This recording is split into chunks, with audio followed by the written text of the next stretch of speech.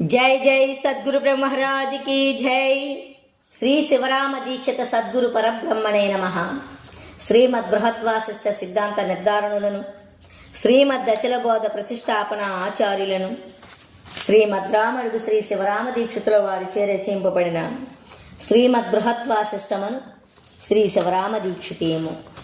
ఇప్పుడు దీక్షితీయము నుంచి భ్రాంతిరహిత ప్రకరణములోని అదషోడసి స్వప్నము 6వ కళలోని 3వ రోజు ఏమంటున్నారంటే 25వది గుర్తెరిగే క్షేత్రజ్ఞ స్వరూపమనే అవిద్యా స్వరూపమే నేను అని చేసేది అవిద్య అని ఎగబడి చేసినట్టు కాదు. 25వది ఎటువంటిదో అటువంటిదాన్ని కనుక్కొని శాంతి చేత ఉన్నవాడే కృతకృత్యుడు. శ్రద్ధా మార్గం కావలసిన వాడికి గురుకుల వాసం చేసినట్టు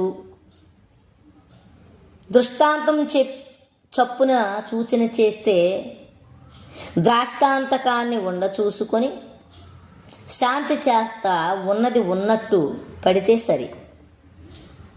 కలలో వచ్చిన శరీరాలు చూస్తూ ఉండంగానే ఎలాగో అలాగే మూలం లేని ఈ గుర్తెరిగే శరీరాన్ని తాత్పర్యం చేసుకొనవలెను. అటు తర్వాత తాత్పర్యానికి మూలం ఉండదు. ఒడ్లు దంచినట్టు దంచుదామంటే మొదగదు, సాధ్యము కాదు. అగ్నిహోత్రాల వలె మదిని చేత మదించినట్టు కాదు. కాశీ నుంచి కావిడి మోసుకొని రామేశ్వరం పోయినట్టు కాదు. అప్పు చేసి అన్నదానం చేసినట్టు కాదు.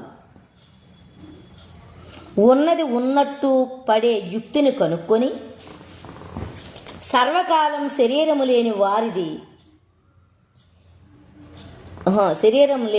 వారి జన్మభ్రాంతి లేని మార్గం. శాస్త్రాలు చదువుకున్నవారు దున్నిన ఎడ్ల వంటి వారు, వేదము చదువుకున్నవారు వారి నోరు దంచిన రోలు మొదిగినట్టు మొదిగే మాత్రమే. అంటే దంచిన రోలుకి శబ్దం ఎలాగ వస్తుందో ఈ వేదాలు పురాణాలు చదువుకున్నటువంటి వారు నోరు ఎప్పుడు అలాగా శబ్దంతో ఉంటుందని చెప్తున్నారు. మొదిగినట్టు మొదిగే మాత్రమే, కానీ దృష్టాంతం చప్పున దాష్టాంతికాన్ని ఉండజూసుకునే సామర్థ్యం కుదరదు. ఈ శరీరం ఎన్ని చదువుకున్నా చదువుకోనిది దొరకదు.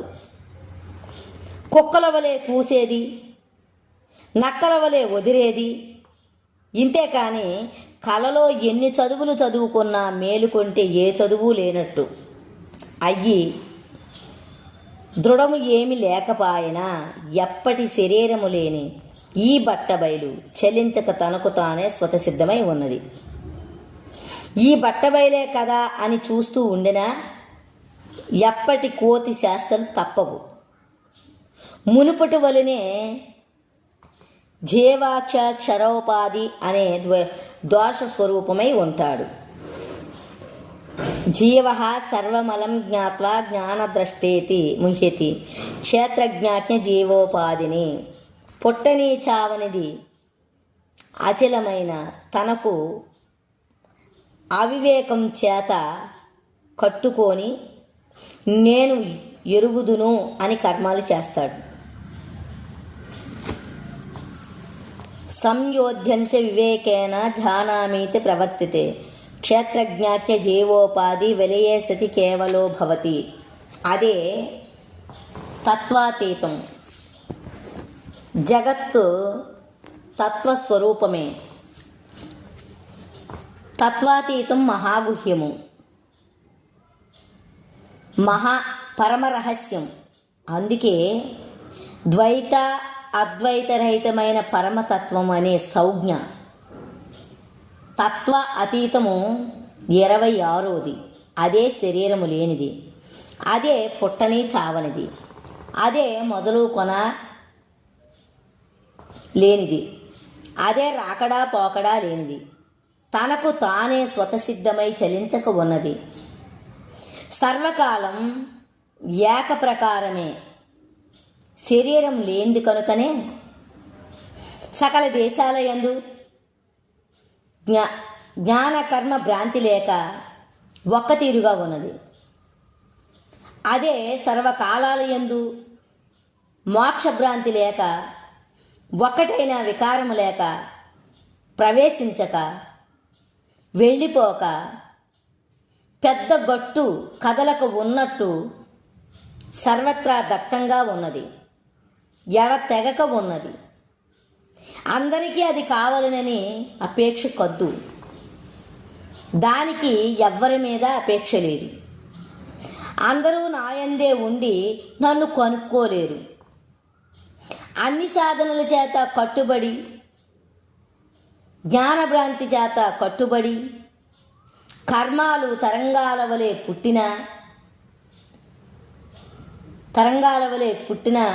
పుట్టిన కొద్ది తీసివేసుకుంటూ, దేహ అభిమానం చేత గురువు అనే మాట మాత్రమైన తలవక, సమస్త దేశాల యందు శరీరం లేక ఉన్న గురు రూపాన్ని చి అని ఉపేక్ష చేసి, చచ్చిన గురువుల పేర్లు చెప్పుకొని లెస్స వండుకొని, మా గురువు సమస్తమైన దేహాలు యందు పిపీలకాది బ్రహ్మ పర్యంతము సకల దేహాలలో ఉండి సమస్తం భోంచేస్తాడు, అగ్నిహోత్రం వంటివాడు, సమస్తం తింటాడు, సకలమైనవి తాగుతాడు.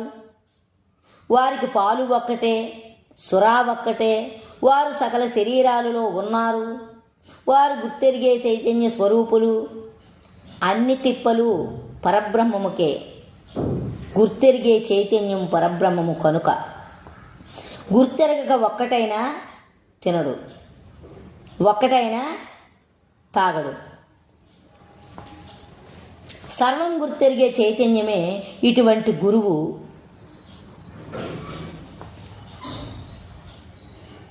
మా గురువు అని వేషధారులు చెప్పుకుంటారు.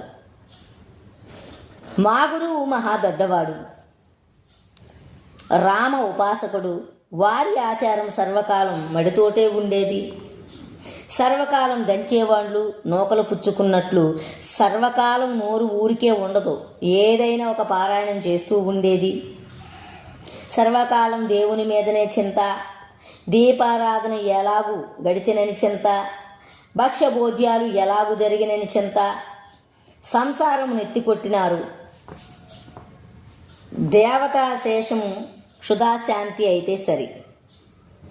ఏమైనా భక్తి దొడ్డది. జ్ఞానం ఉన్నది అన్నా నేనే జ్ఞానం, లేదు లేదు అన్నా జ్ఞానం. జ్ఞానం ఉన్నది అన్నా నేనే జ్ఞానం, లేదు లేదు నేనే జ్ఞానం, లేదు లేదు అన్నా జ్ఞానం. స్వాభావికమే. భక్తి దొడ్డది.